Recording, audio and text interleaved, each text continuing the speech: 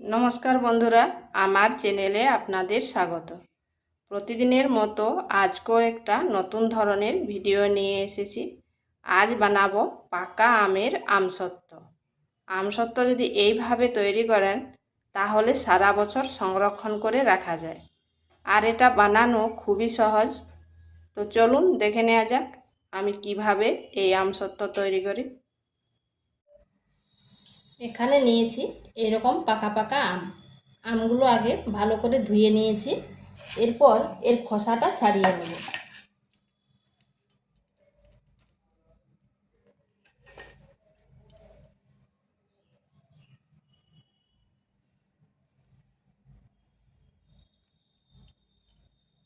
এইভাবে আমের খোসাটা ছাড়িয়ে নিচ্ছে।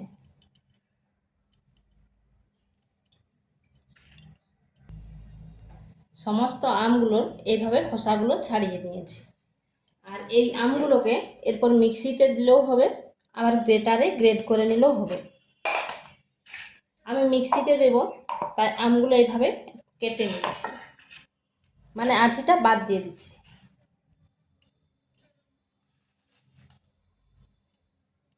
মিক্সিতে দিলে তাড়াতাড়ি হয়ে যায়।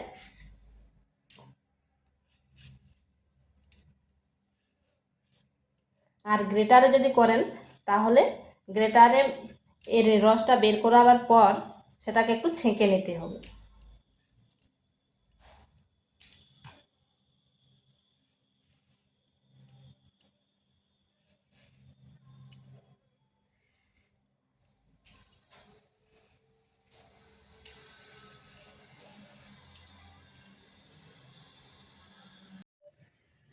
মিক্সিতে আমি আমের পাল্পটা বের করে নিয়েছি, আর দেখুন কত সুন্দর হয়েছে। কোনো লাম্পস নেই বা আমের কোনো দানাও নেই। এটাকে আর ছাঁকতে হবে না। এখানে একটা কড়াই নিয়েছি, কড়াইটা কিন্তু গরম নেই, ঠান্ডা কড়াইগুলো নিতে হবে। এরপর এটাতে দিয়ে দিচ্ছি এই আমের পাল্পটা। গ্যাসটা জ্বালবার আগেই পাল্পটা দিয়ে দিতে হবে। এরপর গ্যাসটা জ্বেলে নিচ্ছি।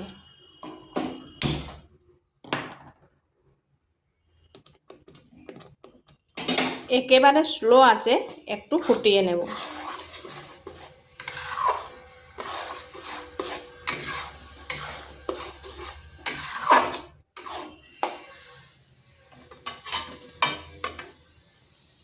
এখানে দিচ্ছি লবণ, দিয়ে দিচ্ছি সামান্য চিনি। চিনিটা একটা আন্দাজ করে দেবেন। আমটা যদি বেশি মিষ্টি হয় তাহলে সে অল্প পরিমাণে চিনি দিলেই হবে।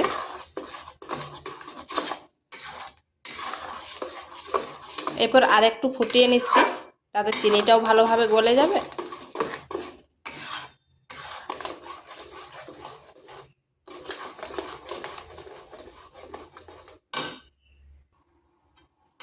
এটা বেশিক্ষণ ফুটাবার নেই, হয়ে গেছে। এরপর নামিয়ে নিচ্ছি। একটু ফুটিয়ে নিলে বেশ একটু ঘন ঘন হয়, ঠিক এরকম হয়েছে। এরপর এটাকে নামিয়ে নিচ্ছি। এখানে দুটো থালা নিয়েছি, এরপর থালাটায় অল্প তেল দিয়ে দিচ্ছি।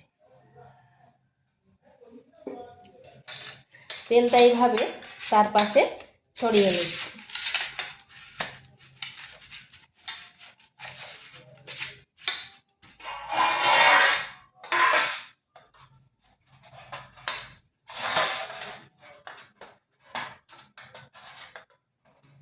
এইভাবে যদি আমসত্ত্ব তৈরি করা হয় তাহলে অনেক দিন পর্যন্ত সংরক্ষণ করে রাখা যায়। এরপর থালার মধ্যে দিয়ে দিচ্ছি।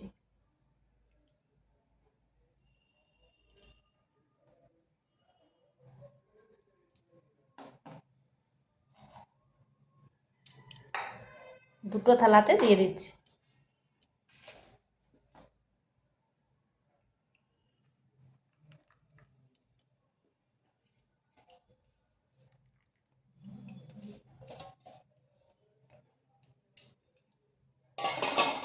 এই অবস্থায় দুদিন রোদে রেখে দেব, তবে রোদটা খুব চড়া হতে হবে।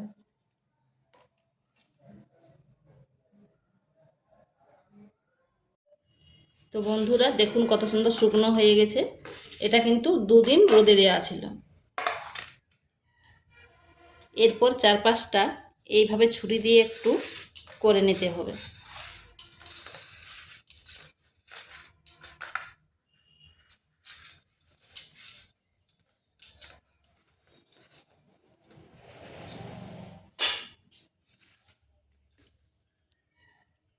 দেখুন কত সুন্দর থালা থেকে ছেড়ে যাচ্ছে।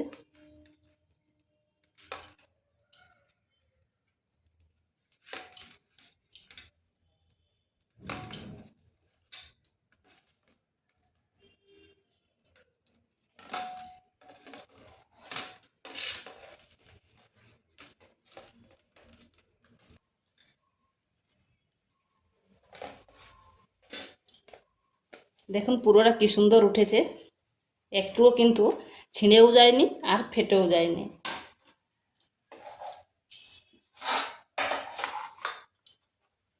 এটাকেও ছুরি দিয়ে একটু 4-5টা করে নিয়েছিলাম।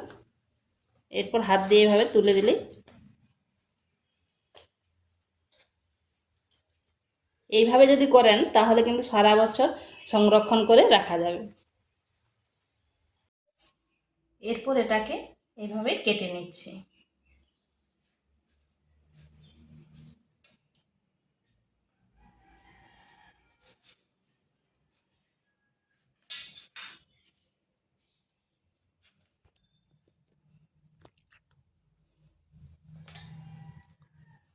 আপনারা যেমন খুশি শেপ দিতে পারেন, আমি এইভাবে চৌকো শেপ দিচ্ছি।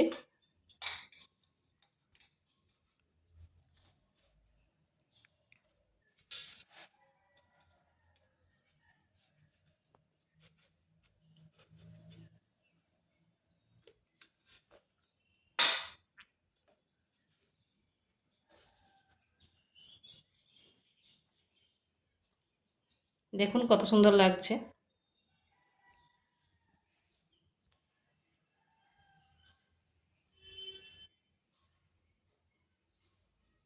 তো এইভাবে একবার বাড়িতে করে দেখতে পারেন।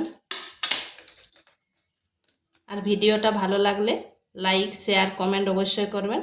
আর নিত্য নতুন রেসিপি পাওয়ার জন্য চ্যানেলটিকে সাবস্ক্রাইব করবেন।